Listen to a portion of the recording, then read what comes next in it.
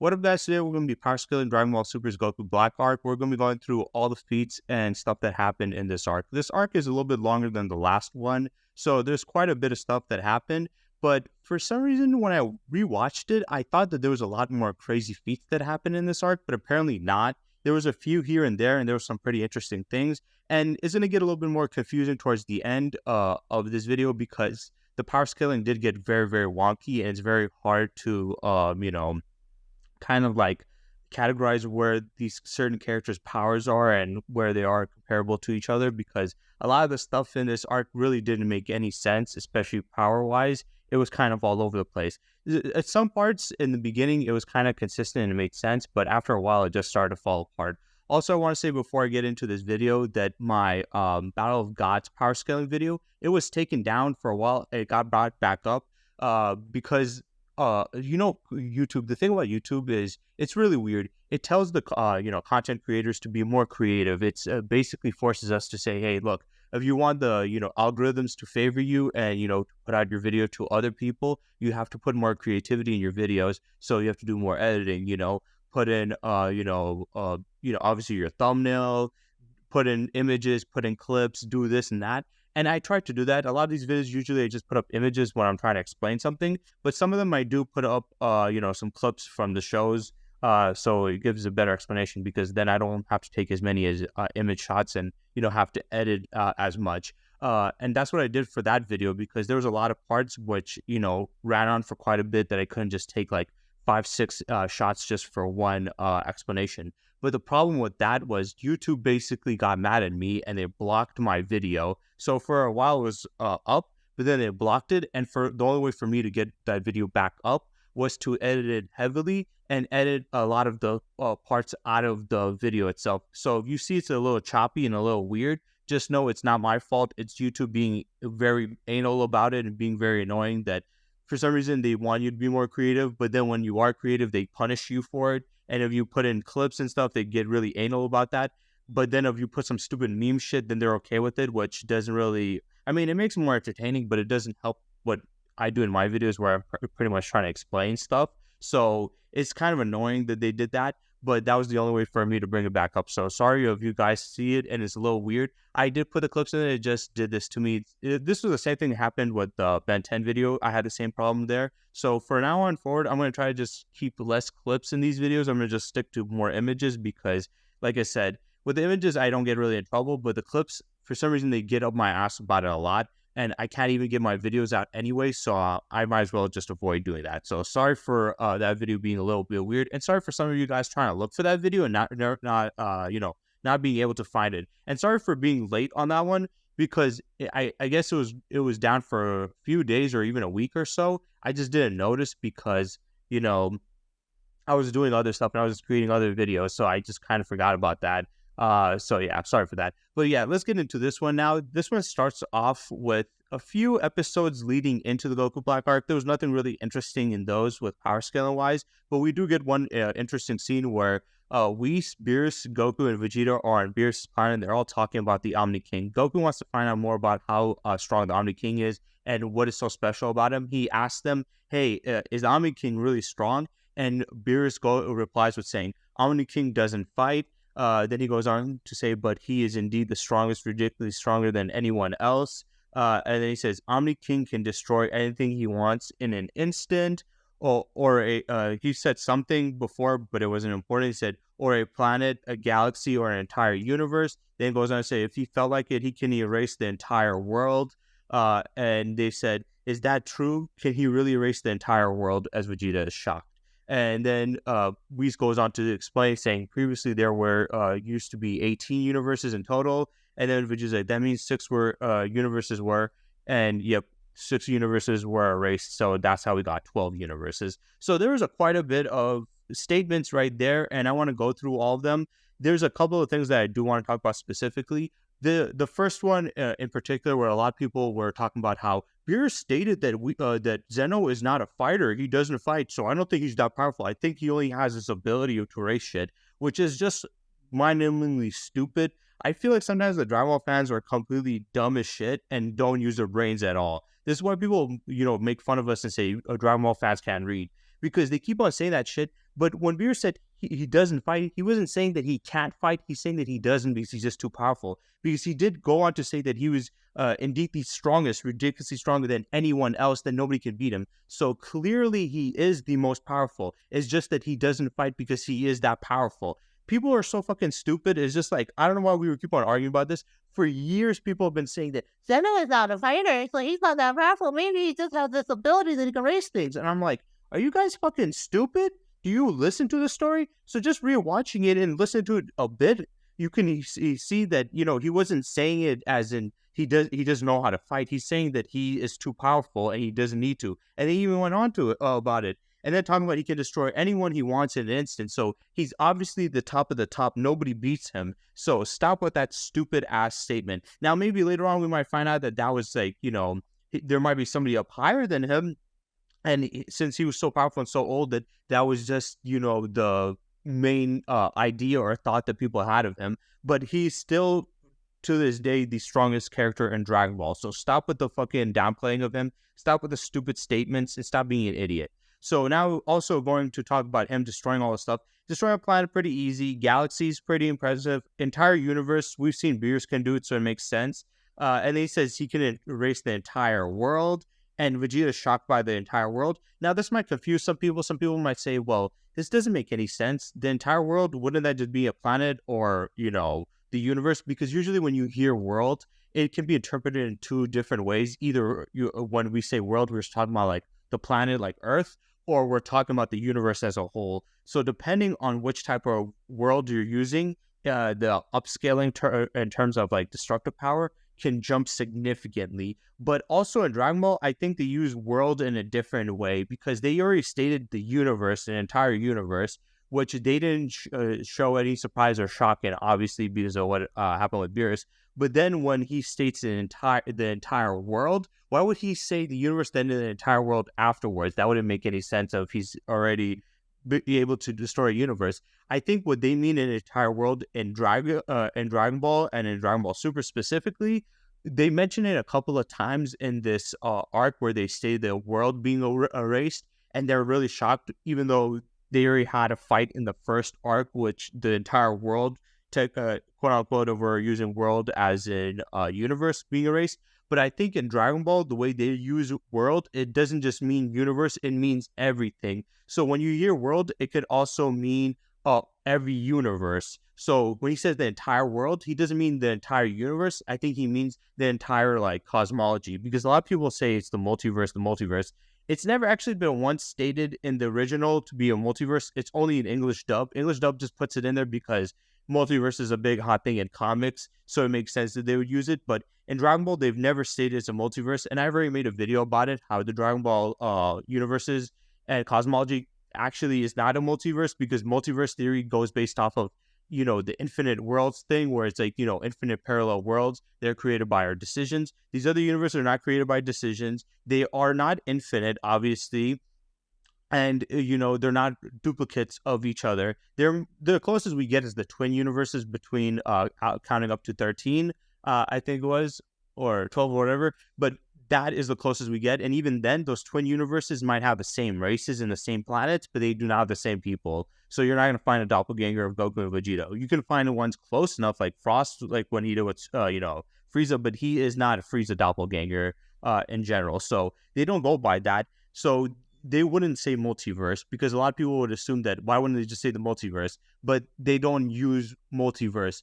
They never stated it was a multiverse. Toriyama, specifically, the way he created this cosmology was different than a multiverse, which I like, because I hate the whole concept of just redoing the same character with just minor changes here and there. But yeah, when they say world, it's most likely they're talking about encompassing every universe. So they're saying that he could wipe out every universe, because it wouldn't make sense to say he wiped out an entire universe. They didn't have any reaction. Then say the entire world, which would be the same thing. And now they're all surprised. Like, even the entire, you know, world, why would they be surprised? So I'm guessing, since they don't use multiverse, they can use world for either just a planet, you know, universe, or every universe, a collections of universes. That's why I also mentioned the 18 universes. Also, the fact that it was 18, he wiped out 6 of them.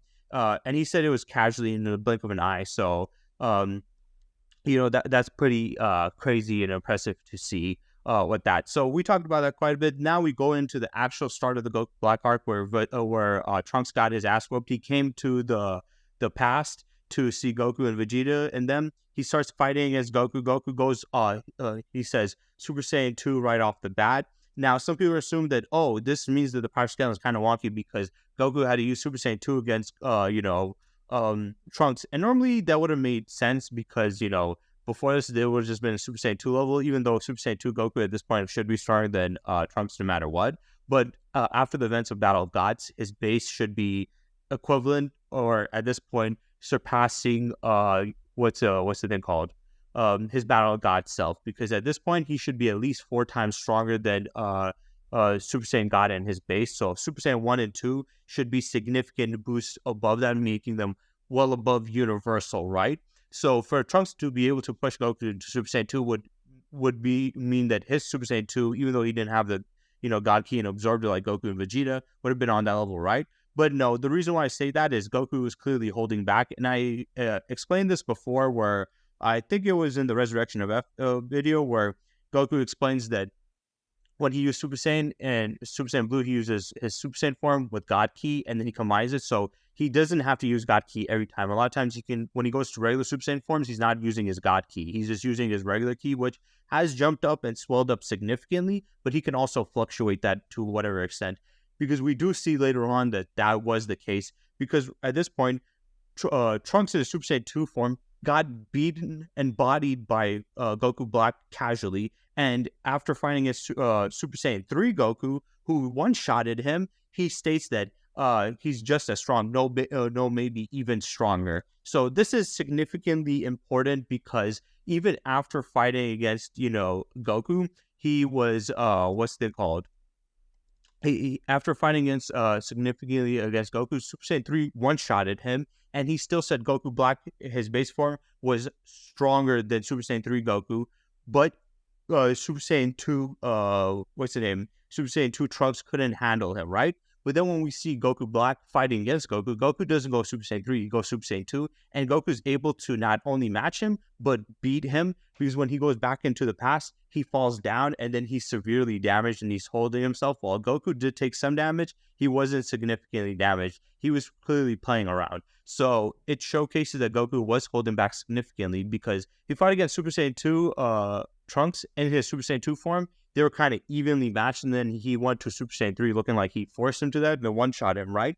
But then he stated that even in Super Saiyan 3 form, Goku Black would be above him. But then once when he got to fight with Goku Black, he went to the Super Saiyan 2 form and was able to beat him and still had more power. So clearly he held back significantly in Super Saiyan 3 and even in 2. So him fighting as 2 doesn't mean he's equivalent to it. It just means that a suppressed Super Saiyan 2 Goku is on his level. So yeah, Goku can suppress his power in the other Super Saiyan forms also. I think the simplest way he can just do that is by lowering his base power, because we know he has like 100% form in his base, which means he uses all of his power, or low enough to even 0. We see that on Namek, that they reached down to 0 so they can hide themselves. So he most likely lowered it to such a significantly low level, then went Super Saiyan on top of it. And then Super Saiyan 2 on top of it, because those are multipliers, right? So he significantly decreased his power and base, then multiplied it by Super Saiyan. Whereas if he was at max and then multiplied by Super Saiyan, he would have killed Trunks easily. So in base, with full power, he would have killed him. So he had a lower power there and then did that. So when you do those fluctuations, they don't state it outwardly, but you can see through what we've seen it. And just thinking about logically what happened there, you can understand that he was lowering his power. But after this, after Goku beats him, he says, compared to the future, he was a little bit stronger. And then Piccolo says, Black's ki was growing rapidly while he was fighting you. So Black, when he came there, at first he was holding back, but Goku was pushing him, and he was getting stronger. So Trunks acknowledges that Goku Black was a bit stronger. The one that Goku was fighting against was a bit stronger than the one that beat his ass just a moment ago before he left. So Goku was also once again fighting against an even stronger version of Goku Black, and was still above him in Super Saiyan 2 alone quite a bit. But Piccolo also acknowledged the fact that he was rapidly growing as he fights. So that was one of the biggest problems with Goku Black, and one of his biggest strengths is the fact that he can rapidly increase in terms of power. So even though he is ridiculously powerful, he gets even more powerful throughout the story as he fights. So we go on as Goasu says, who is he? He's not even a god, yet his power level rivals the god of destruction. So this was him talking about Goku when he was fighting against Zamasu, because he saw him using his power in Super Saiyan 2 again. He was able to feel the power that rivals the gods. So once again, they themselves stated that even in his Super Saiyan states, he still has powers that are like on his Super Saiyan God level, which rivals the God. So once again, gives credence to the fact that his base did absorb Super Saiyan God, and his other Super Saiyan forms are equivalent to Super Saiyan God, even while he's holding back significantly. And on top of it, that would mean that it's connected to the universal feats that the narrator is saying was his Super Saiyan power has the power of Super Saiyan God, which had enough power to destroy even the entire universe. But later on, as Goku's fighting him, Goku also acknowledges, he states, makes me think back to when I fought Zamasu while he's in the middle of fighting against, or Beerus, while he's fighting against Zamasu. So even while he's fighting against Zamasu and he's beating him and holding back, he can kind of feel the same level of attention that he fought against Beerus. So this is giving, once again, credence to the fact that his Super Saiyan forms is on that level, and he was fighting against somebody that gave him the same feeling, so it was around the same levels of power. So Zamasu is actually pretty powerful. A lot of people try to downplay him, but he's actually pretty powerful. Yes, he got beaten by Goku, but remember, Goku got 4 times stronger at this point, and he should be significantly stronger. And compared to somebody like Shin, he's a way more powerful Supreme Kai than him. But he was somewhat comparable to Beerus. I'm not going to say exactly, but he was somewhat comparable to him. He could feel it. So he has like universal levels of power himself. And also showcases again that they acknowledge the severity of the fight. But then after this, we have Trunks trying to prepare for Goku Black as he's doing image training. As he does, we do see him bleeding from the side of his mouth as he's training. The reason why I wanted to talk about that is due to the fact that we've seen these characters image train before, and we don't know how significant this image training is. We do know that they can literally connect with each other and link to see actual moves and see scenarios that play out kind of like a simulation, but they can also feel damage. So not only can he pretty much see how the fight and outcome would go through image training, but he could also take damage from it. After this, we go back to Zamasu as he's talking with Goasu. Goasu is trying to explain to him why the Supreme Kais and their gods are not there to destroy life. That's only for the gods of destruction. They're there to preserve life, observe it, see what they're doing, and then preserve it and try to help it flourish. So he tries to show him by showing this one planet, then going to the future using a time ring. He explains a little bit more about it. He said he can only go in the future and not in the past. But Zamasu mentions, can you go to the past? Now the thought about the time ring was that the time ring does not it's not able to go to the past, but from what we get explained here, it's more likely that it's not the fact that it can't go in the past, it's just prohibited to go in the past because of the laws against manipulating time. Supreme Kais can go through time, but they can't significantly manipulate it. They're only there to observe. And on top of it, they can only go into the future, because if you go into the past, it's going to affect what's happening in the present and in the future. Because the time ring is a little bit different than how the time machine works. And I'll explain that later, because a lot of you guys are going to be confused. Like, didn't Trunks go into the past and it created a different timeline? It didn't have any effect on that timeline, but the time rings don't work that way. It connects to that specific timeline. It doesn't create any branches in the timeline. It just goes into that linear path. Now, when you mess with time outside of using a time ring and using some type of machine, and when his mortal is using it specifically, it does create the branches in time. So they basically have 2 interpretations of time manipulation. They have, alternate timelines, and then they have I don't know what this one's called, but I know it's called like something like linear timeline or some shit like that, right? So they have both of those type of concepts of time, but I don't think that the ring is not allowed. It doesn't have the ability to go in the past. I just think they're not allowed, because he goes and tells him, although you can do it, but it is strictly prohibited. Then he goes on saying it's too dangerous that you can change the present. So clearly, you can go into the past of the time rings. The time rings, it's not actually stated that they can't manipulate the past and it can only manipulate the future. It's just that it's prohibited. So he even himself acknowledged that, yeah, although you can do it, it is strictly prohibited and that it's too significantly dangerous. And we've seen this in comics with Flash going in the past and what significant effects it has. So like I said, they do have pretty much two of the timeline theories, because usually the timeline theories is alternate timelines, or one where if you change the effects of the past, it changes the effects of the future and the present.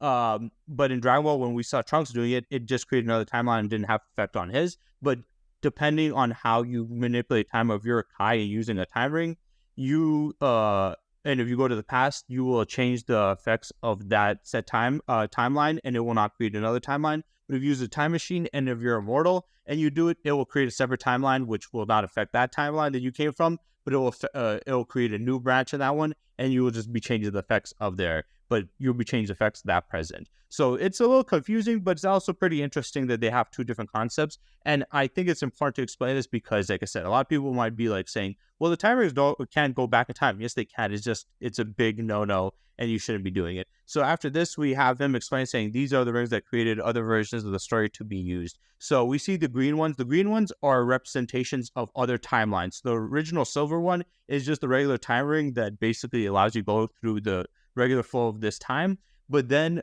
and that specific universe, because each universe has their own. So it's going through that specific one, but also it is, when you do mess with time, it doesn't just recreate that one universe, it recreates the entire timeline. The only difference is that ring comes directly from that universe itself, but it also recreates the timeline as a whole. Like I said, it's going to be a little confusing because there's quite a bit of time stuff, and usually with those time things, it gets a little bit hectic. But like he said, when you use a time ring, you can go through time, but there are the green ones, which basically represents these other timelines that were affected by other means and other people like mortals.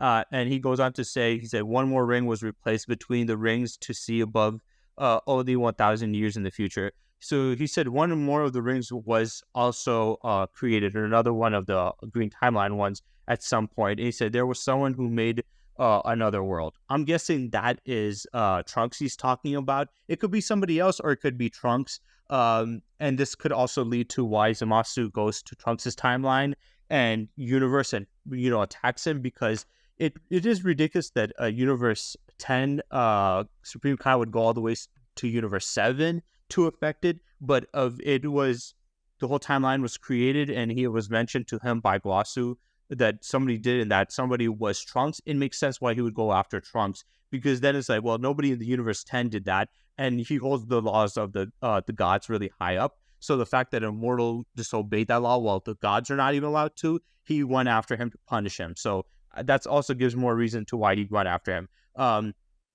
After this, we have a little bit of a story that's in the middle of it, where Zeno wants to see Goku because he really liked him after the Universe 6 versus 7 tournament arc, and as he wants to see him, Whis calls up Goku. Goku's up there. Beerus is talking to him, get basically pissed off at him, and they have to go to the Grand Kai's not the Grand Kai.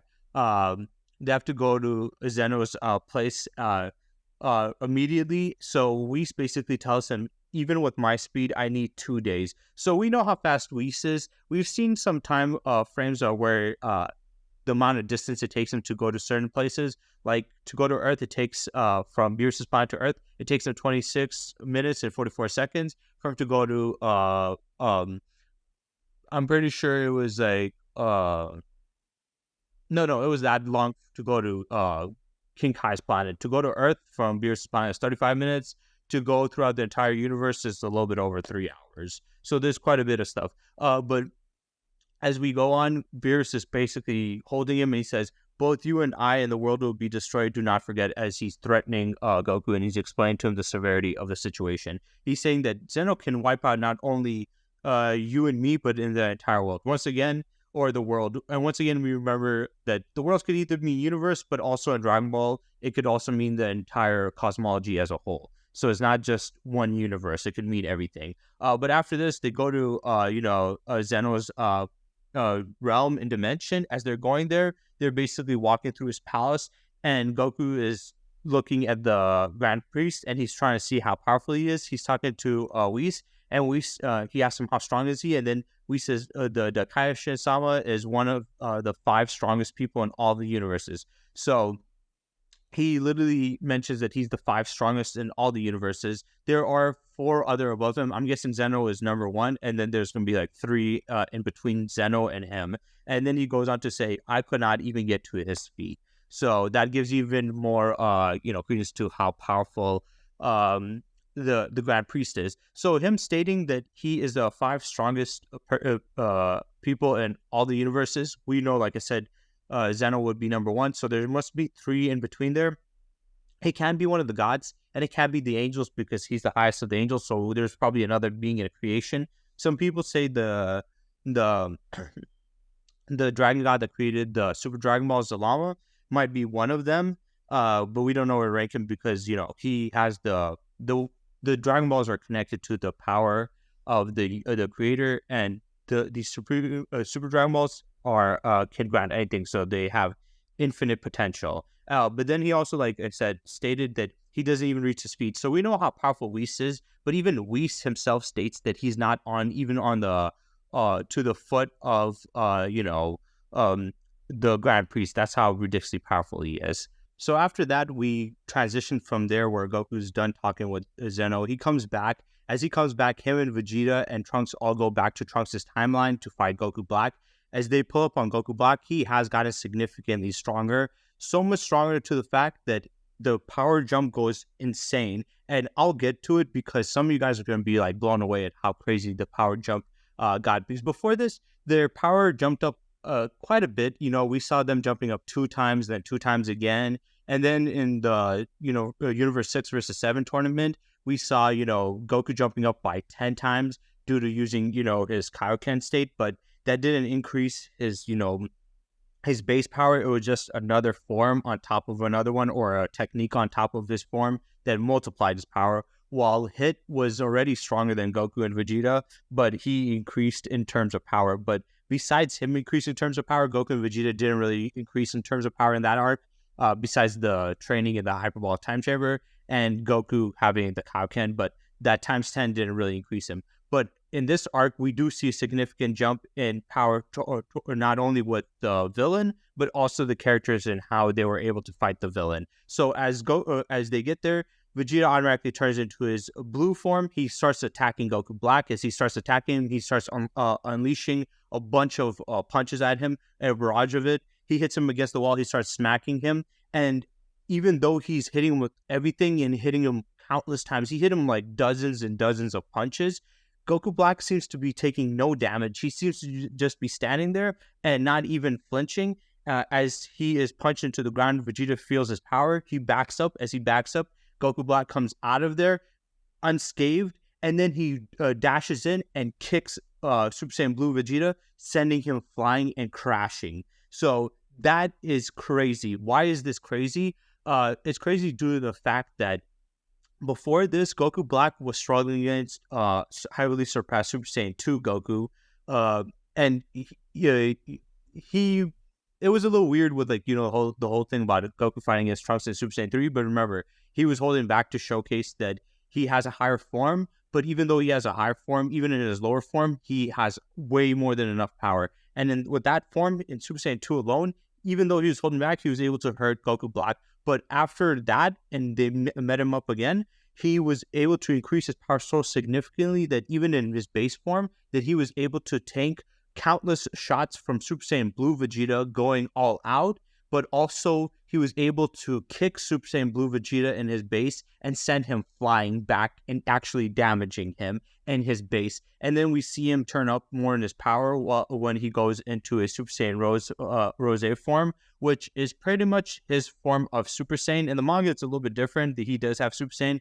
Then that is more of his Super Saiyan Blue form. And it makes sense because it's it's a different color. And it's more like his God Ki mixed in with, the Super Saiyan form. But then again, since Zamasu is a god, he would naturally have God Ki all the time, unlike Goku and Vegeta, where they have to basically trap their ki within their body to unlock that, godly power, they naturally have it. So it would make sense that if he does go Super Saiyan, he would naturally already have that God key in him. So then it would automatically turn into like a Super Saiyan Blue form. But whatever. We all know that Super Saiyan Blue and Super Saiyan, they have the same level of multiplier. They both have a times 50. The only thing that's better about Super Saiyan Blue is, unlike Super Saiyan is the first multiplier, while Super Saiyan Blue is the last multiplier. So you have the stack of Super Saiyan 1, 2, 3, God, and then you get Blue on top of it. So you get all these other multipliers, whereas Super Saiyan, you just get that 150 times.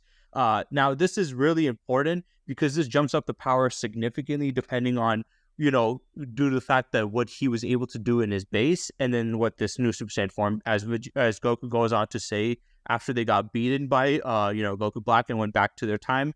Goku says, and on top of that, Black turned into a Super Saiyan with huge power. So he also acknowledges it's the Super Saiyan form. Now, why does this matter? Super Saiyan is a 50 times multiplier, so that means that since he has his own Super Saiyan form, that he would get 50 times stronger. Now, this is insanely important because of the fact that in base, Goku Black was able to tank countless shots from Super Saiyan Blue Goku Vegeta and full power. Not only was he able to take full power shots from him, but he tainted and took no damage, but he was also able to dish out back damage in his base form, hurting Super Saiyan Blue Vegeta. He didn't take him out, but he did hurt him. So that would most likely mean that base Goku Black at that point was stronger than Super Saiyan Blue Vegeta, meaning he would be stronger than Super Saiyan Blue Goku, which is significantly important. And I'll get through the multipliers on why. But since he was able to tank his shots and then also damage, Vegeta back and his base,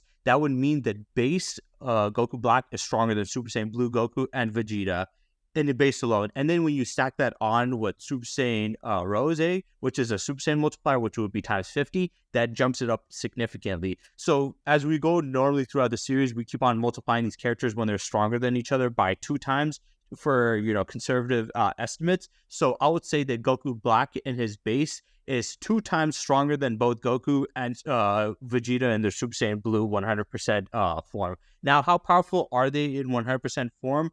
Before I explained that both Goku and Vegeta in the Universe 6 versus 7 tournament would be 24 times universal in base alone, meaning that they will be 4 times stronger than, Battle of Gods Goku. And though this arc, usually the next arc, they usually multiply by 2 times, so they should be 36 times stronger. I'm not going to give them the 36 times or 36 times universal, making it another 2 times stronger. I'm not giving them that because it really depends on if they acknowledge that they gotten stronger since the time has passed and how much time has passed. Because when we had Battle of Gods to Resurrection of F, it was multiple months that had passed, so it made sense, and they acknowledged that Vegeta got stronger and then Goku also got stronger. And then when we got into Universe 6 versus 7 tournament arc, we had both Goku and Vegeta going into Hyperbolic Time Chamber training for 3 years. So they also once again acknowledged that they got again stronger. But in this arc, there wasn't enough time. From Universe 6 versus 7 arc to the Goku Black arc, it was actually only technically a few weeks. And the reason why I say that's the case is because prior to this, after Goku used, the Kaioken on top of his Super Saiyan Blue, his body was kind of damaged significantly and his ki was really affected by it. Since it was affected by it, he couldn't use his ki properly, so he had a rest. And he had a rest for like a week or so. And as he rested and his body got fixed back up, there was a bit of story before Goku Black arc started, but that was like only like a few days after that.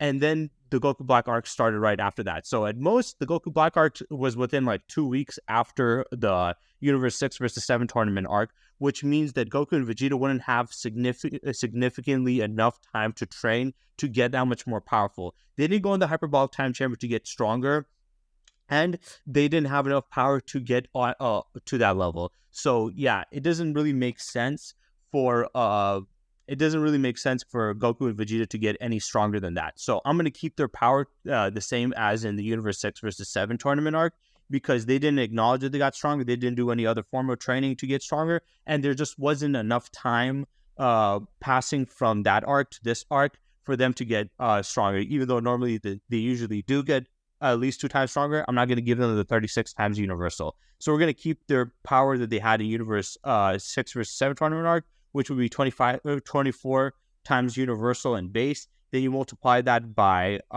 50, you get 1,200 universes. Then you multiply that by Super Saiyan 2, you get 2,400 universes. Then you multiply that by Super Saiyan 3, which you get 9,600 universes. Then you multiply that by Super Saiyan Blue, which you will get 480,000 universal. So meaning that Goku and Vegeta still in this point would be 480,000 times universal in Super Saiyan Blue 100% form.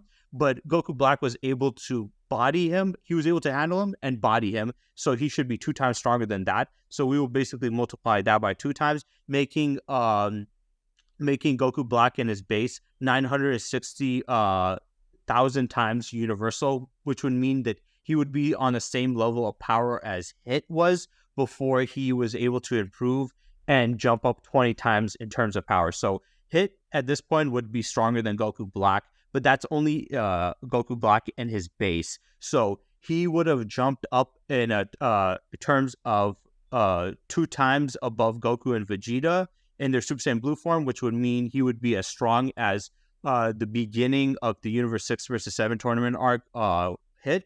But by the end of it, he was 20 times stronger, making him at least like around 20 times stronger or 10 times stronger than Goku Black in his base. But with him having the Super Saiyan Rose form, which would be a 50 times multiplier, that means we would multiply that by 50, and now we get 48 million times universal. So it went from 960,000 times universal to 48 million times universal. So now Goku Black in his Super Saiyan Rose form would be stronger than Hit, because Hit was 20 times Goku and Vegeta, since Goku had to use Kaioken times 10 to beat him, and then he went and it was able to handle Goku and his Super Saiyan Blue times 10 and actually body him, meaning that he was 2 times stronger, meaning that he would be 20 times his power that he was before, but 2 times stronger than Goku in that state. But that state is Goku's only that powerful when he uses Kaioken on top of it, not in his base. So his base would still be that normal level of power.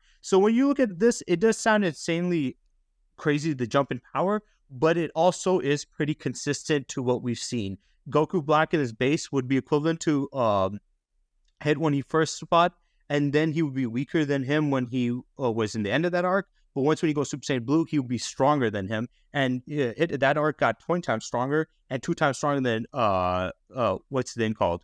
Super Saiyan Blue times 10 Goku, meaning that at the highest of Goku's form, he would be 2 times stronger than him, but if it's just kind of Super Saiyan Blue, he would be 20 times stronger than them. But Goku Black was already 2 times stronger than them, and then going into this form, he would be 100 times stronger than them, which does sound like it's an insane jump in power, but like I said, Hit was already 20 times stronger than them, so 100 times makes sense. So base Goku Black is 2 times stronger than them, and Super Saiyan Rose Goku Black is 100 times stronger than them. So for Goku and Vegeta to be able to handle him, to just match him, they would have to get 100 times stronger in base alone. But to surpass him, they would have to get 200 times, because you would have to multiply the 100 by 2 to overwhelm him. So to match him 100 times, to surpass him 200 times, which is insane, because before this, all the jumps in power that we've seen with Goku and Vegeta in their base has only been pretty much, it's only been 2 times each time.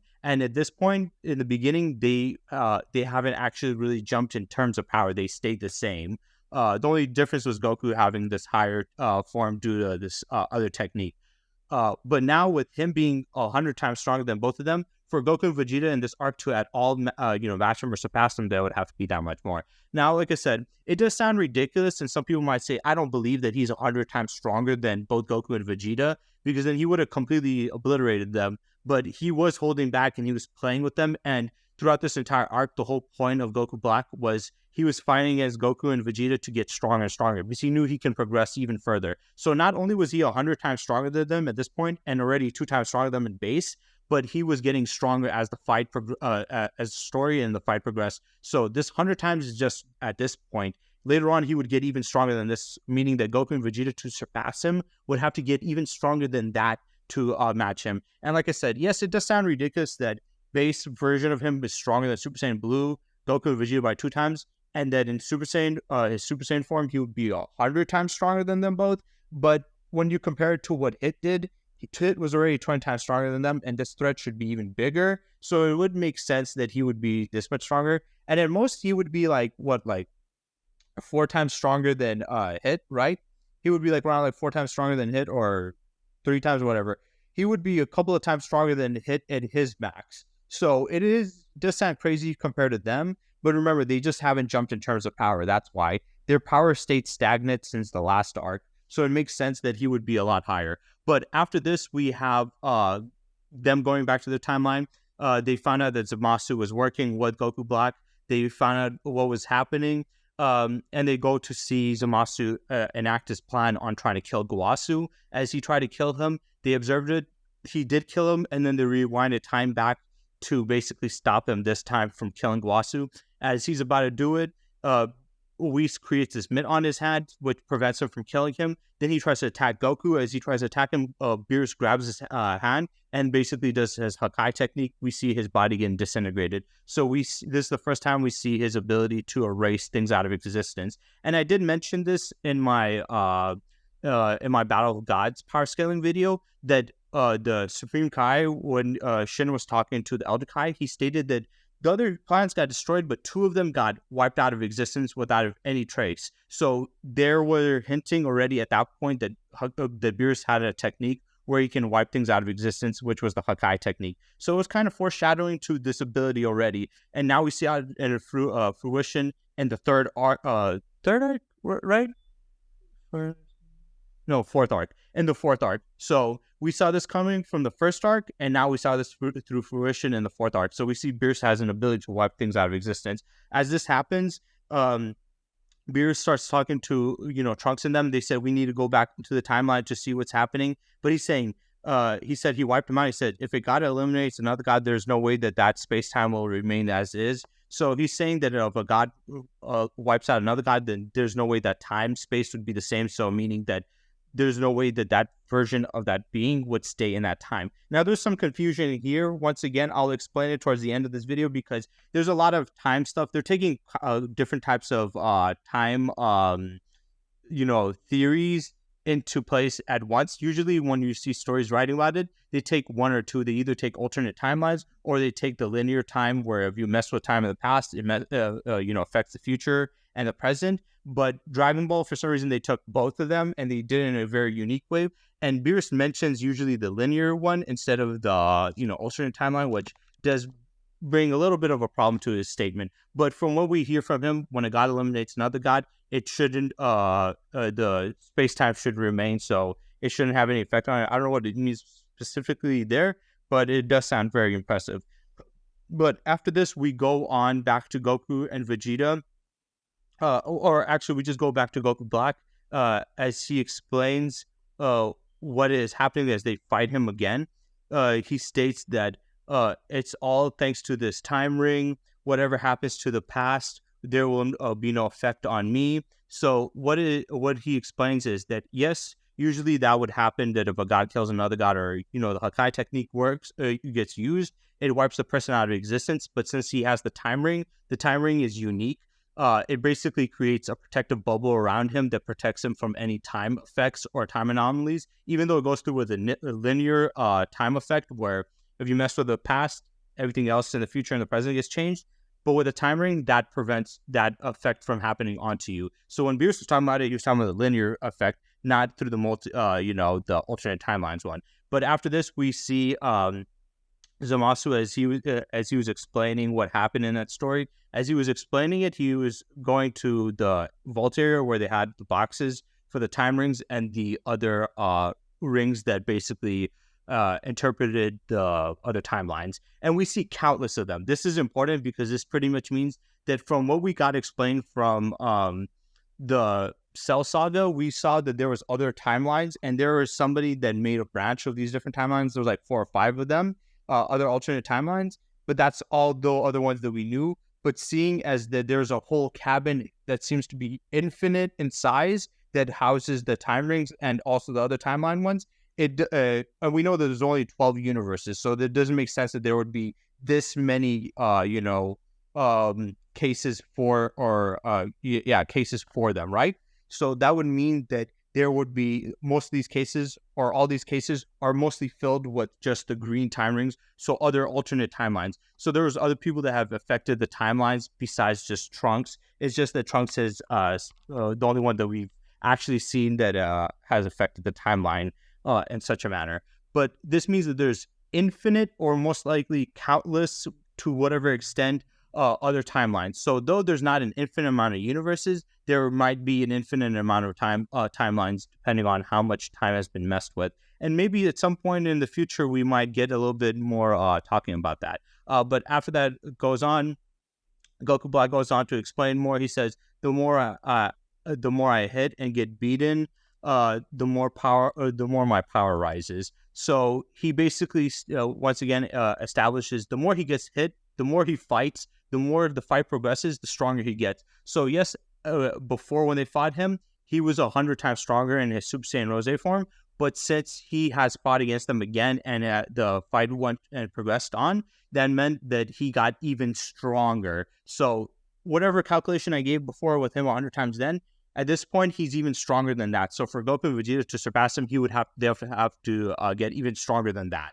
But as they got beaten and washed out, they went back to their present timeline. As they went back to train and fix the problem, because Trunks, he went into his Super Saiyan Rage form, which I'll talk about that a little bit later, but it's just really hard to place where his power scaling is, because at first it showed that he wasn't able to handle Goku Black because he was taken out the first time, and the second time he fought him, he did do some damage, but Goku Black was allowing it so he can get stronger, and he was clearly holding back a lot, right? But then there's something that happens towards the tail end of this story, which kind of doesn't make any sense because of what we've seen, but whatever. But as they go back, Vegeta goes on to say Goku Black can not only transform into a Super Saiyan, but his power gets increases while fighting. So once again, he acknowledges that his Super Saiyan Rose form is like a Super Saiyan form, so it would be a 50 times multiplier. So at the very least, even if you want to say Goku Black in his base would not be stronger than Goku and Vegeta in the Super Saiyan Blue form, and just equal, let's say he's equal, still with the Super Saiyan form, he would be 50 times stronger than them. So still they would have to get 50 times or 100 times stronger just to beat him. So if we lowball it, he would be 50 times stronger than them. And if we go with the regular, calculations and reasonable logic, he should be 100 times stronger than them in that form. But as he is stated to increase in terms of power, he would be even stronger than that. But after this happens, Vegeta goes to train the Hyperball Time Chamber while Goku tries to learn the Mafuba. As Vegeta goes into a Hyperball Time Chamber, we don't know how much times he gets stronger, but we do see it as he fights against Goku Black later on. But we do see an impressive feat as he busts out of the Hyperball Time Chamber, as he blows it up, as he powers up. He powers up in his base state and destroys the entire Hyperball Time Chamber and breaks out. Now, this is important. This is an impressive feat, but I do think people do take it way out of context and rank it way too high.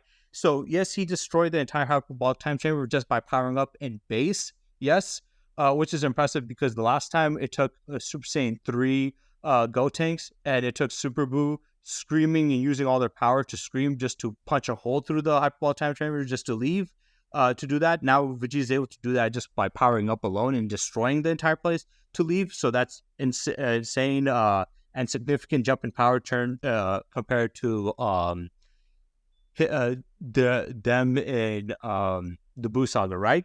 But a lot of people put this at an even higher level of impressive feat by saying, well, the Hyperball Time Chamber is an infinite dimension, so that means that Vegeta was able to power up and transform and destroy an infinite-sized dimension in his base form. No, that is not true. If you guys have read the manga and, watched the anime in the regular, even in the English dub and the Japanese and every version, when they talk about the Hyperbolic Time Chamber, Goku explained that the Hyperbolic Time Chamber is the same size as the Earth. It's not the size of our universe. It's not infinite in size. It is just the size of the Earth. So no, it is not a infinite dimension. So when people talk about that feat, it is impressive. I'm not saying it isn't, but I do think they wank it and take it way out of context, take it way further than it is, saying it's infinite. It's not an infinite dimension. it is the size of the Earth. So that's the highest you can go when it comes to the hyperbolic time chamber, is a pocket dimension. So it's still impressive to destroy a dimension, but it's not on that level. So I don't want to hear anybody say that dumb shit. But going back to it, they go back to the future with Trunks. This is the final time going back to the future to fight against Goku Black. As they're going there to fight, Vegeta showcases his new power as he was training in the hyperbolic time chamber. He actually jumped significantly in terms of power, so much so, in fact, that he was able to push back Goku Black, and even Zamasu acknowledged it, saying he's being pushed back by Vegeta. So we see that, and we do see Goku Black significantly damaged, laying down in his Rose form, saying, why is there such a difference in strength, as Vegeta saying that you're not on our level like with Goku, and he's wondering why. But as that happened, he does realize where the Saiyans get their strength from, and that's usually from the rage. So he's able to increase his power further. Even though before he was able to increase throughout fighting, it was going up significantly, but not enough at this point, as Vegeta was able to surpass that and beat him. And for him to surpass that, he would have to realize that Saiyans mostly get their power from their anger. So he used his anger to surpass himself and then surpass Vegeta. So now he went to surpass Vegeta. Now we should talk about specifically how impressive, how much stronger Vegeta got, and how impressive, Goku Black is, and the multipliers now as a whole, because we know that this is going to significantly jump all their powers altogether. So yeah, it's impressive. It's really impressive how much these characters have jumped in terms of power. Like I said before, for them to surpass, Super Saiyan Rose, Goku Black, they would have to get 200 times stronger than they were before, and 2 times stronger than him in that form. So, because in base, he was 2 times stronger than them, and in Super Saiyan Rose form, he should be 50 times stronger than his base, making him 100 times stronger than them both. So, for them to match him, they would have to be 100 times stronger than they were before, and to surpass them, they would have to be 2 times that, which would make them 200 times stronger than they were before. And seeing here as clearly that, Goku Black was not even on, Vegeta's level at this point, because it wasn't a fair fight. Vegeta completely dog-washed him, and he was significantly damaged and could barely move. And he was even questioning why couldn't he reach their level of strength, and why there's such a difference in strength. It does make sense to say that Vegeta at this point would be 2 times stronger than Goku Black. Now, how impressive is that? It's already crazy, because when you look at it, that means that Vegeta got within. It's crazy because before this, every time I calculated, I put it at conservative estimate as 2 times stronger every time they got trained. And the last time they did this, they trained both him and Goku trained for 3 years in there. And I said only 2 times jump in power. Obviously, they would jump even more in power, but I'm trying to lowball this because, a lot of people try to say these characters are not that powerful. So I'm just showcasing how ridiculously powerful they are, even when you heavily lowball them. They will clearly be way more powerful than that. And this kind of showcases that, because Vegeta was in there for like less than half. He wasn't even in there for a whole day, so he wasn't there for a whole year, whereas the last time he was there for 3 years with Goku. So even without even being there for a whole year, he was able to get 200 times stronger. So before I did multiplied his power by 2, now he got 200 times stronger. So within 1 year of training in the hyperbolic time chamber, he was able to get 200 times stronger than he was before. That's insane. 200 times stronger. I mean, it does make sense. If you're training for a year, you should be getting a lot stronger, but still 200 times stronger is crazy. So now all we have to do is use Goku Black's power, which was 48 million times universal in his Super Saiyan Rose form, and then multiply that by 2, which would be 96 million times universal. So Super Saiyan Rose Goku Black would be 48 million times universal, and Super Saiyan Blue Vegeta at this point would be 96 million times universal. But wait, after that, Goku Black actually turned up in power and actually surpassed Vegeta. So he got 2 times more powerful, and or 2 times more powerful than Vegeta, and 4 times more powerful, because he would have to get 4 times more powerful. Since Vegeta was already 2 times stronger than him, he would have to get 4 times stronger than he was before to surpass him, making him 2 times stronger than Vegeta. So now we take Vegeta's multiplier, and then when we multiply that by another 2, meaning that this is Super Saiyan Rose Goku Black in his in rage state would make his power power up to 192 million times universal. That's insane. He went from 48 million times universal to 192 million times universal just by getting angry. But also remember, I stated that he was getting stronger as the story progressed. We just don't know how much stronger. So these calculations are once again a conservative estimate, even more, and once again a low ball. And the reason why I say that is because he should have gotten stronger. So by the time that Vegeta fought against this version of Super Saiyan Rose Goku Black, he would be stronger than the one that they fought against before, which was already 100 times stronger than them both, right? So after that, we could just put like a question mark. It's questionable how much times he got stronger, but he would be more than 100 times. The one that Vegeta is bodying before he turned up in his power was more than 100 times stronger than Goku and Vegeta before they fought, because he would get stronger as the fight progressed. But we just don't know how much, so I'm not going to say that. So I will just keep it as 100 times stronger, but just know the fact that he gets stronger as the fight progresses. When Vegeta was fighting against him at this point, he would be more than 100 times stronger than he was compared to them before. And Vegeta, meaning that not only would he have been 200 times stronger than he was before and 2 times stronger than Super Saiyan Rose Goku Black, but he would have to be even more than that. We just don't know how much. So at this point, Goku Black would have been more than 100 times stronger, and Vegeta would have been more than 200 times stronger. We just can't quantify it. So we're just going to keep it 100 times and him at 200. So now when he got the jump in terms of anger, he went up by 4 times, meaning that now he is 192 million times universal in his Super Saiyan Rose form, which is insane. Like I said, these jumps in power are crazy. So for Vegeta to have to surpass that, he would have to be, more than 200 times, he would have to get even more than 200 times stronger, which is insane. He would have to get like 400 or 800, something like that times. It's insane. We don't know how much he got.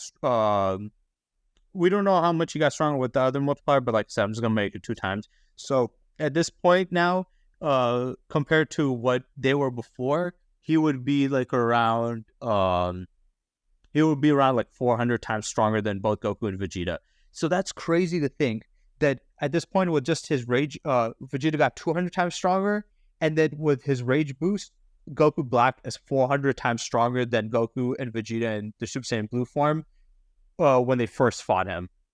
So when we get Vegeta before he trained, he would have to fight. He would have to get 400 times stronger just to match him in terms of power. It's going up a lot. I know it's getting a little confusing, and I know I'm explaining stuff a lot. It's kind of going a little weird roundabout circle, but this is the best way I can explain it because there's just a lot of stuff to touch upon. But I will try to explain it better towards the end of the video. So stay tuned for the end of the video. Just stay towards the end. I know some people might be like, "Oh, he talked quite a bit. I'm done." But there is quite a bit of stuff I like to summarize and conclude when I do these videos because there's a lot of stuff I talked about throughout this whole video. And then when I do the ending, that's when I get the best explanation on their power. But going on after that, we see his power and what he's capable of as he creates a scythe. As he creates a scythe, he slashes the air. Vegeta dodges it. And when he slashes the air, he cuts off like this weird dimensional rift thingy. We don't know what it is. He goes on to say, is what we see a different universe, the far future or the past. It could even be the bottomless anger itself that I hold within me.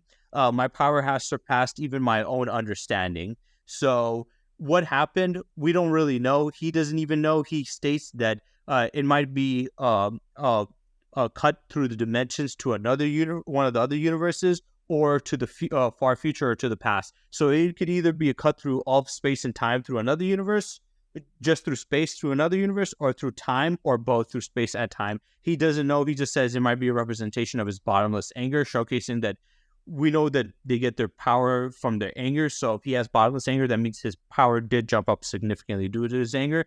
And this is one thing that I saw somebody else make a video about, talking about how this feat will be even more impressive, and this dimensional rifting is even more impressive due to the fact that he says this surpassed my own understanding. And somebody said that, well, since he's a Supreme Kai and he's gone through time, that means that he's seen higher dimensions. He's seen the other universes, He's understands other universes. He understands time because he used the time ring, and he would understand how time works. So this would mean that this dimensional rift would be above all the time itself and all that stuff and all the universe. I don't know about that. I'll just put this in this video because somebody might mention it and some people might go based off of it, but I don't know. I just can't really use this as a definitive like power feat to be like, well, he doesn't even understand how this thing works, and he understands these higher forms of dimensions and this time as a whole. So that means that this is beyond time and dimensions because we can't understand it. I don't know if I would put it that case. I would just think that he's just confused at what he just did. That's it simply. But as he created that rift, for some reason, it's able to create these smoke versions of Goku Black. As he creates these smoke versions, Goku and Vegeta are fighting multiple of them. And these things are actually pretty impressive because even though Goku and Vegeta, every time they attack them, they hit them with one shot and it turns them back into smoke, they can reform and then they get even more. So not only are these weird clone thingies the same level and strength as Goku Black, but also there are countless of them. And then on top of them, they can damage Goku and Vegeta, but Goku and Vegeta can't damage them because whenever they destroy them, they just reform and then they multiply. So they would multiply every time they get attacked. They cannot be physically damaged, but they can physically harm Goku and Vegeta, and they're as strong as Goku Black, and he can make countless of them. But he lets go of it because Zamasu was about to be, he was almost sealed away, being used by the Mafuba, but Goku forgot the talisman to keep him trapped in the jar. So he broke out, and then he's talking to Goku Black. He's like, come over here. So he leaves, and the thing was connected to him. So as he leaves, the thing leaves itself and disperses. But this showcases a crazy power and ability from him that he can cut this weird dimensional rift thingy that can create smoke clones of him that has his power. They cannot be physically damaged, and if you attack them, they just multiply. So that's a insane hacks ability to have.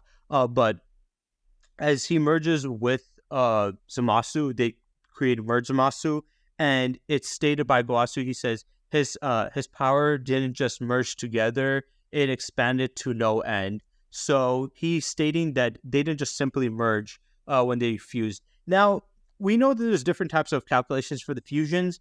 It's a little confusing. I don't know what to put it at. I'm not going to put an actual number on it. Maybe in the next video when I do the Tournament of Power, I might do that. But I just don't know because it's very iffy on our knowledge of the fusion transformations. We know it's not just simply adding the character's power, it's multiplying it. So it would be more than just Zamasu's power added with Goku Black's power. So we just don't know how much that would be. I guess the best estimate you can do is multiplying Super Saiyan Rose, Goku Black, and Zamasu's power, multiplying their powers together, and then timesing that by 10 or whatever, which would significantly jump their power, which would make sense because Goasu did say it expanded to no end, meaning that they didn't just multiply, add up or multiply, they went up to like an insane amount that he can't even just, fathom. Now, this is a little bit, controversial though, because it's a little inconsistent, and you're going to understand what I mean, because I'm going to explain a little bit more, and especially in the end of the video, I want to talk about the power scaling. And I know in these videos, I'm not supposed to be talking about specifically about the power scaling, if it's good or bad, because it's just me doing the calculations, but the fact that it's very inconsistent does make it very hard to understand, where they're at in terms of power. So after this, Zamasu, in his merge form, he fires this move called the Holy Wrath against both Vegeta and Trunks, but he loses in the Ki Clash against them. Though some people might say, well, he was holding back and he was just playing around. But then he does it against Goku also. Goku beats him by himself this time. He doesn't even use the Kaioken forms. He beats him and he fires his own attack back at him. And some of you guys might say, well, he was holding back. But that would make sense if this event didn't happen afterwards. As he did it, it hits him back. We see Goku Black. He is damaged. I mean, not Goku Black. Merge Zamasu is damaged. Half of his face is this weird purplish damage, and the other side is fine because the other side is immortal, and that side is still mortal because of the Goku Black thing. But then after this, Goku starts fighting him, at close range, Zamasu grabs him by his leg, is hurting him, and Goku goes into his Kaioken state. We don't see how much he jumps in power, but it's most likely he jumped by 10 times, and then he kicks him. He hits him so hard, he sends him flying, crashing down to the ground, and then destroys the halo that he was using to attack them, shattering in complete, pieces. Now, this is why I mean the power scaling is a little confusing. Even though Goku Black just turned up in terms of power, meaning that he would have been 2 times stronger than Vegeta, who was already like 200 times stronger than he was before. And we don't see Goku jumping in terms of power, so Goku's probably just as powerful as he was when they first fought Goku Black, meaning that he's 200 times weaker than Vegeta. But even with the 200 times strong power, Goku Black got 2 times stronger than that, meaning that he would be 400 times Goku and 2 times stronger than Vegeta, right?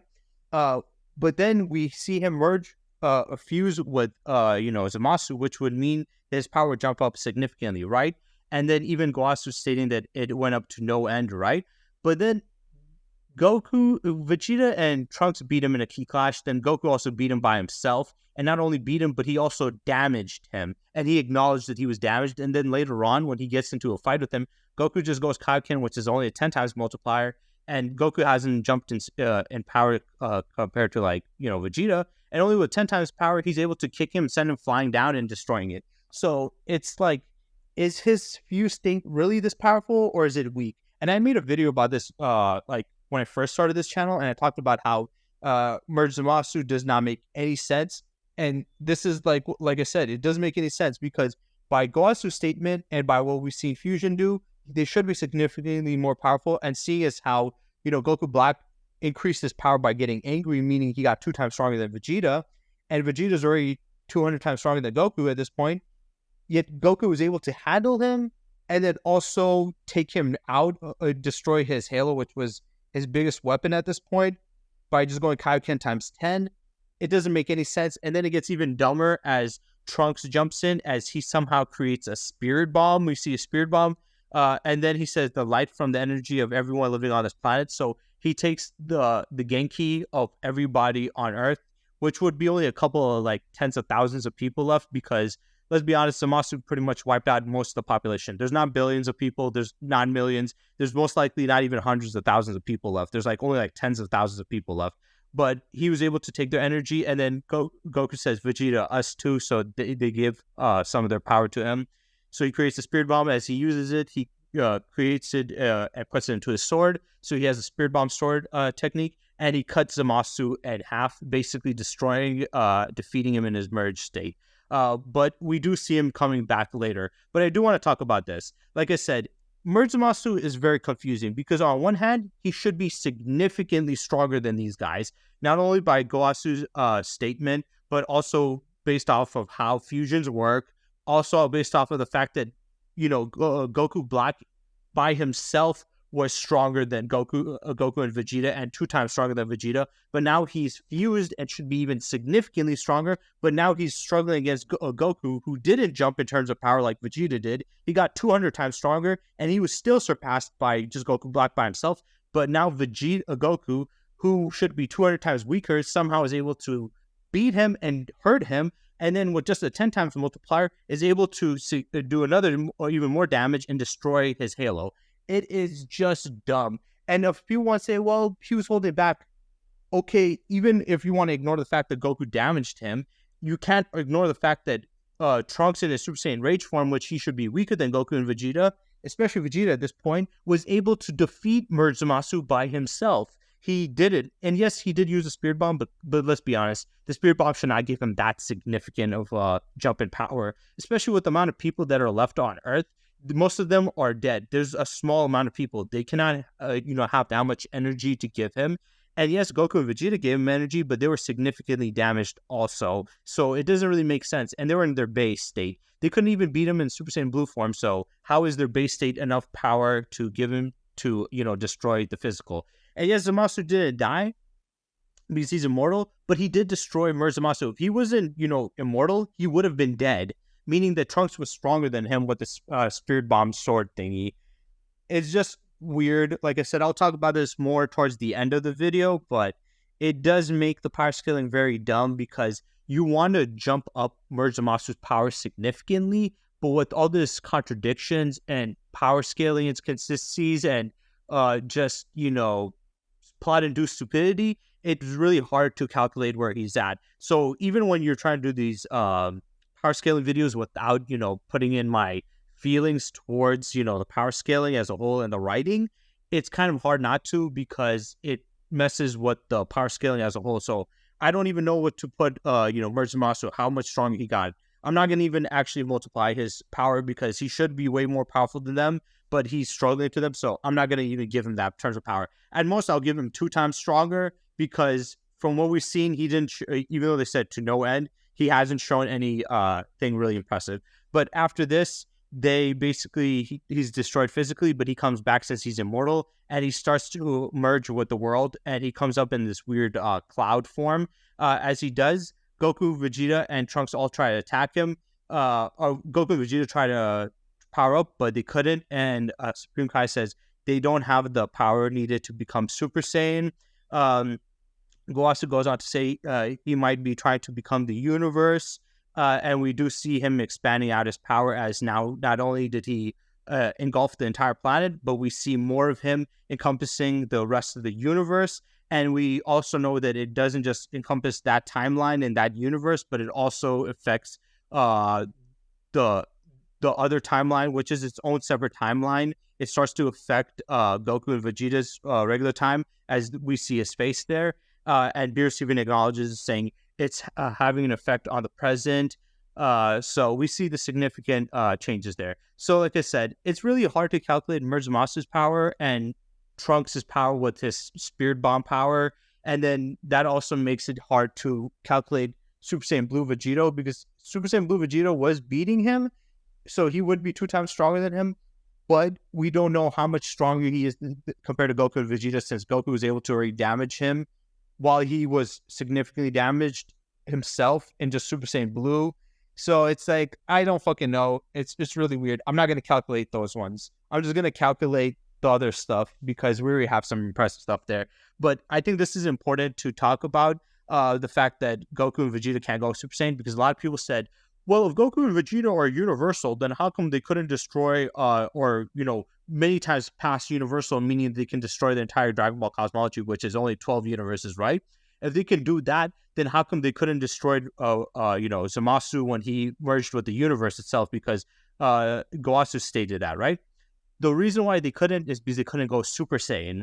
A lot of people try to downplay Goku and Vegeta by saying, oh, they couldn't defeat him in this state, and he merged with the timeline, so meaning they can't destroy the universe or the timeline itself, meaning that they're not even either not universal or not much past universal. But Goku and Vegeta at this point couldn't even go Super Saiyan. That's how badly, low on energy they were. That's how badly damaged they were. So yeah, I'm not gonna say Goku and Vegeta couldn't do it because, like I said, they're in a way more depowered state at this point and significant damage. Maybe if they had the power, they could have, but who knows? But even then, if you want to say, well, even if they had full power and they had took a sensu bean and rehealed themselves fully and went all out and tried to do it, they couldn't do it. The reason why I would say that they couldn't do that, even if they had their full power, is due to the fact that Zamasu at this point is not a physical entity. He's a non-physical thing. It's like kind of attacking something that is like the universe.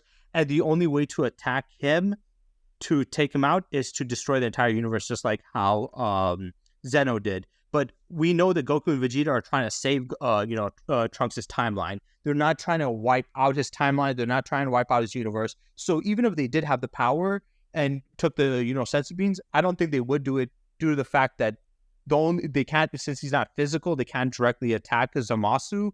The only way to attack Zamasu would be to attack the universe and the timeline itself. So if they destroy the universe and timeline itself, they're basically going to be damaging, Trunks' timeline, which is going to kind of be, stupid and pointless because the whole point was to help it out. Now, yes, some people will say, well, they already did that with Zamasu, but Goku didn't know that. None of them thought that Zamasu was going to, Zeno was going to do that. They just thought that, Zeno was going to wipe him out. And Goku, by an accident, got the button. He was trying to look for a sensu bean. But after this, he goes on to as we go on, Goku says, no matter who it is, he's talking to Supreme Kai. He's like, how strong is Zeno? He says, no matter how who it is, Zeno-sama cannot be defeated. We see Zeno coming out, and Goku said, yeah, this guy's annoying. You want to take him out for us? And he said, yeah, he's kind of annoyed by this entire world, which surprised Goku and them all. So he said, we need to get out of here because everything is going. And he said, a world like this must disappear. So he wiped it out of existence. Now, let's talk about that. He wiped out the entire timeline. I know some people are saying, well, Goku only said that he's becoming the universe, but he was also affecting the present timeline. And also, it does showcase in the manga, at least, the green time ring that represents the timeline was destroyed. It got destroyed once when he did that, and it was gone. So that, it puts more argument to it being the entire timeline. And I know it says universe, but it was most likely the entire timeline that he connected to. But yeah, Zeno was able to wipe out 12 universes in an instant, which a lot of people downplay. Zeno saying this is his max. It was not. He did this without breaking a sweat. He did this casually. We know he can do even more than this. He could easily do that. So for people to say, well, he can only wipe out 12 universes, it's like, well, these universes are way bigger than our universes. And also on top of it, he did this casually. This is, yes, feat-wise, this is the most impressive feat we've seen him do. But then again, we don't see him doing much because we don't see him that much. So feat-wise, you can say that. But logic-wise, yes, the feat, that was the highest. But we know that he did this casually, so he's way above that anyway. We just don't know to what extent. So after this, as he's wiped out, Trunks and Mai go back to, Goku and Vegeta's timeline. As he goes there, we starts talking. He said, he's talking about Beerus. He says, you've already created a time ring yourself, Beerus-sama, another world where Zamasu wasn't destroyed or was born. And then he goes on to explain to Trunks, he's like, it's okay, I'll fix the problem. He says, and I'll go to Beerus-sama before he vanishes due to the Supreme Kai's death, and ask him to take care of Zamasu. Even Beerus-sama won't be able to destroy an immortal Zamasu, will he? Goku said. And Vegeta said, and even if that is that future Beerus-sama destroys Zamasu, he's like, wouldn't that create another timeline? And Whis goes on to say, I have something much better than the sealing urn you lot took with you.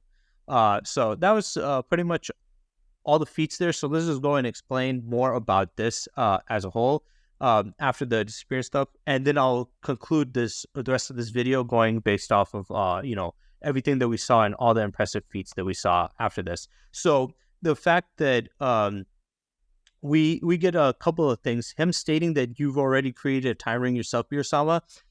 This showcases what Beerus said, that when a god embraces another god, it should have no effect on the timeline, is clearly not true, because it created another time ring and it created another universe where there was a Zamasu that wasn't born, like he stated. So it's incorrect.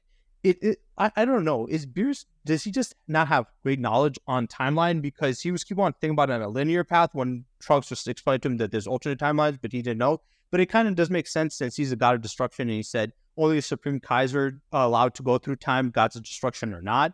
So I'm guessing his knowledge on how time works in the cosmology and all this stuff is kind of limited due to the fact that he's not allowed to affect time at all, because that goes against his description as a god of destruction. Only Supreme Kaiser allowed to do that. So Whis and Supreme Kaiser and the rest of the Z Fighters know because they've had some connection to it, but Beerus, I don't think he would understand. So when he stated that when a god destroys another god, it shouldn't have effect on the time, clearly not true, because it did create another timeline and it affected it where there's no Zamasu there. So, yeah.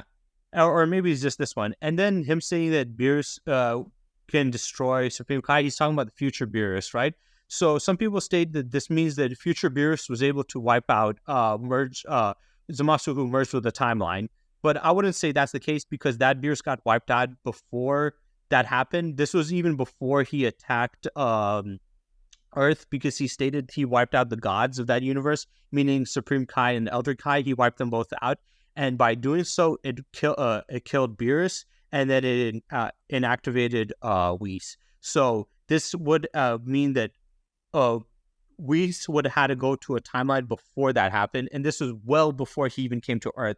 So this was a far weaker, Goku Black. So Beerus beating this, Goku Black is not that really impressive for this Zamasu. This is a significantly weaker version of him, and it's not the merge with the timeline. And then also Goku saying he can't even beat Immortal. So I'm just wondering, does the Hakai technique now work on Immortals? Maybe it's either that it doesn't work on Immortals. I know somebody said that in the manga that was the case, but it never stated that directly here. I know they have this statement with Goku stating that, but it might just be due to the fact that Goku doesn't understand Beerus's power and how the Hakai technique works, because he just saw it once. He saw it wipe him out of existence, but he probably doesn't know that he can do that to Immortals, because they were confused this entire time on how to beat Immortal. They thought that they could just cause a massive explosion or do a serious amount of damage all at once and that'll kill him, which that's not how immortality works. So Goku, it could just be Goku's misunderstanding of immortality as a whole. So yeah, like some people might use this as an argument saying, see, even Beerus can kill an immortal being, and his Hakai technique, even though it's stated to wipe out things out of existence, it can't do it to an immortal. That is only due to the fact that Goku stated. It was never stated that that was the case, and Beerus never confirmed that, yes, I can't defeat an immortal. It was only Goku, because here's the thing about Goku. When it comes to Dragon Ball Super, Goku's an idiot. He's simply an idiot. He does not understand how immortality works. Like I said, he thought that all you have to do is just create a massive amount of damage or a big enough explosion that will kill him. When immortal means you cannot be killed by any physical means. You can be wiped out of existence, you can be sealed, or also depending on your immortality, if it's physical, then you can basically wipe out their soul. If their soul is not immortal, then you can wipe that out. But if their soul is immortal, then you can't really do a soul wipe. You would have to do it in existence erasure ability itself. So Goku is an idiot. He doesn't understand how that works. He also thought just popping a bunch of sensu beans would be the same thing as being immortal. It's like, that's retarded. What the fuck is that? And then also the fact that he only saw the Hakai technique once and doesn't really understand how it works or what it does. Per se, I think he just probably doesn't understand how his existence erasure ability works. So I wouldn't say that he can't beat an immortal. I still think the Hakai technique can wipe out mortal beings, at least in the anime. And then him stating that, to prevent the other timeline, Whis saying that he's using something better than the urn, he's probably going to use a different or, a better sealing technique than than what they did. So Beerus in that timeline is probably not even going to kill him anyway. He's just going to seal him up or whatever. So I guess you guys can kind of argue that, well, maybe his Hakai technique also doesn't wipe people out, immortal people out of existence, due to the fact that he would have to use the sealing technique. But then again, the kind of argument to that you can use if anybody uses that, because sometimes people like to take shit out of context. You can just say, well, the reason why he was using the urn instead of wiping him out of existence is here he did that one time and he created another timeline and Vegeta acknowledged that. And the reason why he's using the sealing technique instead of Hakai technique is the sealing technique will prevent that, whereas the Hakai technique will just create another one and create another big fuck up, and they don't want to do that. So that's a way to look at that. Now, since I've gone through all the feats and stuff, I just want to talk about the power scaling as a whole. Like I said, at first, the power scaling was fine, besides, the Super Saiyan Rage form, which I don't really know how to quantify how powerful he got. All I know is that he got into the realm of power close to Goku and Vegeta somehow. He went from Super Saiyan 2 Trunks, who was weaker than base Goku Black, and this was a base Goku Black before he got his significant jump in power, who got one-shotted by Super Saiyan 3 Goku, who is heavily suppressed. Somehow he surpassed that in terms of power and was able to go on their level of power because he was able to hold back Goku Black as a monster by himself. Even though they were stronger than him, he was still able to do something. And remember, both Goku and Vegeta in Super Saiyan Blue form, when they first fought him, also weren't able to do shit. So basically, they're kind of on the same level or whatever, right? So it's kind of confusing, honestly, on where his terms of power is. And it is kind of an asshole. So I don't know where to significantly say his power. We do know Goku and Vegeta is where they went, especially Vegeta. Goku is a little bit iffy there too. But then the merge Zamasu thing towards the end really, really fucked it up, because normally if they did it properly and just had merge Zamasu bodying them, beating the shit out of Goku and Vegeta and, Trunks. And the only way for Goku and Vegeta and Trunks to beat him was for Goku and Vegeta to fuse to go to Super Saiyan Blue Vegito and have Super Saiyan Blue Vegito destroy him. It would have been perfectly fine. But they did those other stuff with Goku hurting him and the Vegeta and Trunks beating him in the Key Clash. And then Trunks with just a weak-ass Spirit Bomb sword, which only had the power of a few humans, and a completely severely damaged base Goku and Vegeta was able to destroy him, meaning that he had at least somewhat enough power to his level without even the Spirit Bomb boost. And even with the Spirit Bomb boost was able to easily destroy him. It just doesn't make sense. So I'm not going to calculate Merge Zamasu's power. I'm not going to calculate Super Saiyan Rage Trunks' power, because those power scaling is both inconsistent as hell. It's very weird. It's wonky. It fluctuates it. It either makes them way more powerful somehow or way weaker. Because Goku and Vegeta shouldn't have gotten stronger. The only strength increase that we should have seen was Vegeta when he trained the Hyperball Time Chamber. So I'm just going to go based off of those calculations, which I already did, which I put, when Goku and Vegeta fought, Goku Black, their power didn't change. So they were still 480,000 times universal and base. And Goku Black at base was 2 times stronger than that. So he was like 196,000 times universal. But then him going Super Saiyan Rose, which is a 50 times multiplier, which would mean he was 100 times stronger than both Goku and Vegeta, which would make him, like around 48. I'm pretty sure it was like 48 million times universal. Then we had Vegeta coming back, training, getting 200 times stronger, making him around like 96 million times universal.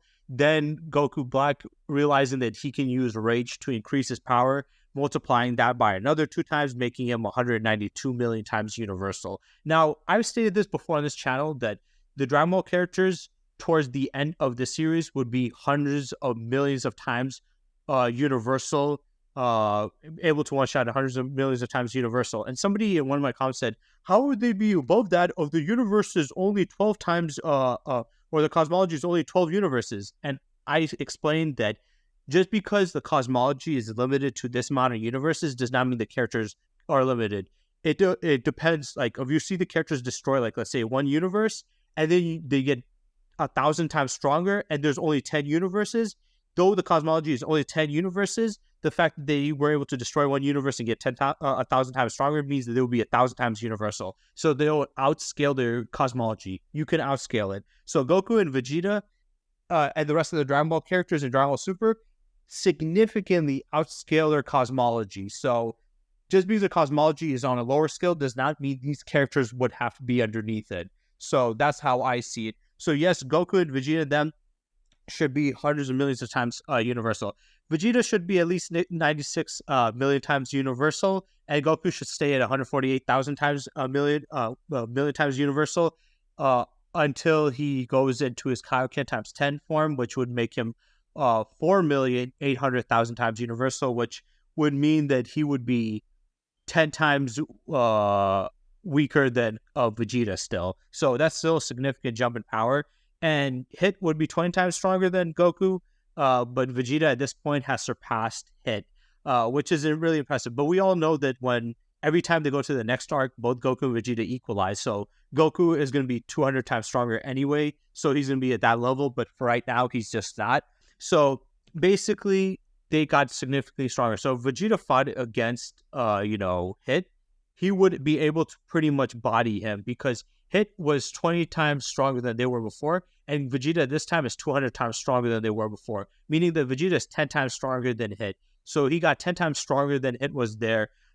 So yeah, the calculations and the powers jump up significantly, but if you think about it logically, what we saw in the last arc, even though Goku and Vegeta didn't go up in terms of power, Hit was, and compared to Hit, it's not that crazy. He would be just pretty much like I forgot, I said it already. He would be like 10 times stronger than Hit, pretty much, which is significant, but it's not too crazy when you think about it. So Vegeta is 200 times stronger. Then Goku Black at that point was 100 times, and then after that he was you would be like around 400 times stronger, or 2 times stronger than Super Saiyan Blue Vegeta, and Super Saiyan Blue Vegeta would be around 10 times stronger than 10 times stronger than Hit when he went to his final time that he improved. That's insane. He's that much stronger than him. That he's 10 times stronger than that. It does make sense also because later on we do see when Goku fights against Hit again. When he fights against him again, he's able to beat Hit, an even stronger Hit, without using Kaioken. He beats him in just a Super Saiyan Blue form alone, even though before he went times 10 and he was surpassed by him. So it makes sense that Goku, just in his Super Saiyan Blue form, is able to beat an even further improved Hit due to the fact that in the Goku Black arc, because that happens after the Goku Black arc and before the Universe 6 versus, not Universe 6 versus, before the Tournament of Power happens. So that event happens after this event, and it is before the Tournament of Power. Yet Goku in his just Super Saiyan Blue form was able to beat him, whereas last time even his times 10 form was weaker than him. So that would, and this one was a Hit even stronger and a Hit that was going all out. So yes, it might sound ridiculous, but when you look at the consistency of their multipliers and how much stronger they get, it does make sense that Vegeta would be 200 times stronger. And like I said, yes, it does sound like a significant jump in power due to the fact that before they just got 2 times stronger, but that was me giving a conservative and lowball estimate, because that isn't actually how much they got stronger. They probably got way more stronger than that, but a lot of people are going to be like, well, you don't know that they got that much stronger. So just to save myself from any, complaints of people saying, you're wanking these characters, I just wanted to do that, to just do simple 2 times. But clearly, when you see it 200 times, it makes sense. So it's probably way more than that. And then also the fact, when you factor in the fact that Goku Black got strong as the story progressed, that means that the time Vegeta was fighting him, he would have had to get even more than 200 times stronger to beat him. So that was even stronger than 200 times. We just don't know how much. And that Super Saiyan Rose Goku Black would be more than 100 times stronger. Now, talking about some the Zeno thing, a lot of people, like I said, say that this is the best feat in Dragon Ball. Yes, it's the best physical feat that we've seen, but when you do the power scaling and you do the multiplication in terms of power and just logical thinking, they are way past that. They can do way more than just destroying all 12 of the universes, as we've seen in our calculations, that how high they go up to. Vegeta himself was like 48 million or 96 million times universal. So yes, feat wise, what we see feat wise, Zeno wiping out 12 universes in an instant is the most impressive feat. But when you do calculations and logic wise and actually power scale it properly, that is not their most impressive feat, and nowhere near their level of power. They're way past that. They're way above those levels in power. So I wouldn't even take that seriously. And also, people keep on trying to downplay him, saying that, well, this is the best feat that we've seen from him, so that means that's his max power. No, he did this casually. He did this without breaking a sweat. It would only be his max power if he was struggling. If he was struggling or using all of his power or most of his power, then you can make that argument. But if he does it casually and doesn't even flinch or doesn't even sweat a little, then no, it is not. That's why I hate some people when they do these power scaling and, debates, because they always say, well, you have to show physical feats. If it's not a feat in there, then it doesn't count. It's like, just think logically. Don't be fucking stupid. We can have feats and then we can do multiplying off of that by logic. So I'm using feats by their multiplying because they themselves acknowledge that they got stronger. So all you have to do is take that feat that they had already, even though it's a lower feat compared to this one, then you multiply it by the other statements and showings, and then that would go above that. So, but people want to be stupid. They want to act like retards and say some dumb shit like, well, we didn't see him physically do a feat above that, so he's only that powerful. No, he's not, you fucking dipshit. We've seen the fact that these guys have done a thing where they've destroyed a universal structure that is 6 times universe, would be 6 times universal. Then their power multiplied multiple times as the story progressed, and they've acknowledged that they got that much stronger. And with that multiplications, it would be hundreds of millions of times stronger, not just a couple of times. So Zeno's physical feats don't matter as much as the multiplication, what the other feats on top of it, stacked on top of it. So yes, he can do more than that. I don't want to hear people saying that Zamasu can only or Zeno can only wipe out 12 universes, and these guys are below that. So these guys are not even able to wipe out 12 universes. You guys are being fucking stupid. It's just dumb. So yeah, that's all I had to pretty much say for that one. The timeline stuff, it's a little confusing. Like I said, Zamasu, the most of the confusion comes from Beerus's understanding of time because he is not, Supreme Kai, so he can't go through time. So yes, he was explaining linear time, like the butterfly effect and stuff like that. But we know that the alternate timelines, negates that and contradicts that. But then again, it does work due to the fact that that's how the time rings work. So it gets a little confusing. They try to fit two different types of time, ways time works into one story, which does work sometimes, but is a little contradicting. And we do get a lot of confusion from it, but that's mainly from, Beerus's misunderstanding on how time works. So when he said, oh, well, I worked him out of here, so it shouldn't have the effects there. It's like, no, it wouldn't, because that's a different timeline. It shouldn't have effect on that one. It should have effect on the one from the specific one, because some people might say, well, Zamasu didn't have a time ring, but Goku Black mentioned he had a time ring, and that's why he was able to handle it. So why was that the case?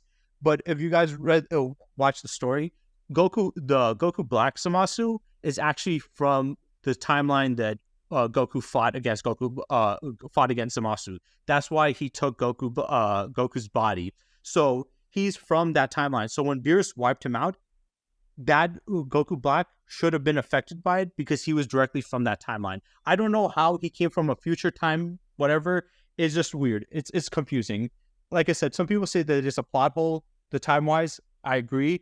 But it doesn't have much to do with the power scaling. It does affect it a little bit, but not too much. All you got to understand is the reason why the immortal Zamasu didn't need a time ring to prevent himself from getting wiped out from the timeline compared to the Goku Black one is because the Goku Black one is actually from the same timeline as our main cast. He's from that timeline, but from the future. So when Beerus did Hakai technique, it would have wiped him out if he didn't have the time ring. Whereas Merge Zamasu is from future Trunks' timeline, which is not connected to theirs. So I'm guessing that they have other timelines that are directly connected to their own specific one. So Goku Black, even though he's from the future, he's still directly connected to the main timeline's time continuity, whereas Immortal Zamasu is connected to the future Trunks' timeline, which is its own separate branch in time. So when Beerus does his technique or kills them, another god, it will have no effect on that timeline, or it would, but it will not affect another timeline because those things are branched off separately, so they have their own. So yes, I know it's a little confusing. I know they got a little bit weird with the power scaling, but that's just how it works. So yeah, hopefully I didn't go on and repeat too many things. Hopefully it's not too confusing. I know I get a little confused sometimes when I'm explaining it too, because there's a lot of back and forth stuff that I have to go through, and there's a lot of confusion. And sometimes when I watch this, I'm just like, what the fuck are they doing? So yeah, I hope you guys enjoyed, and stay tuned for next time.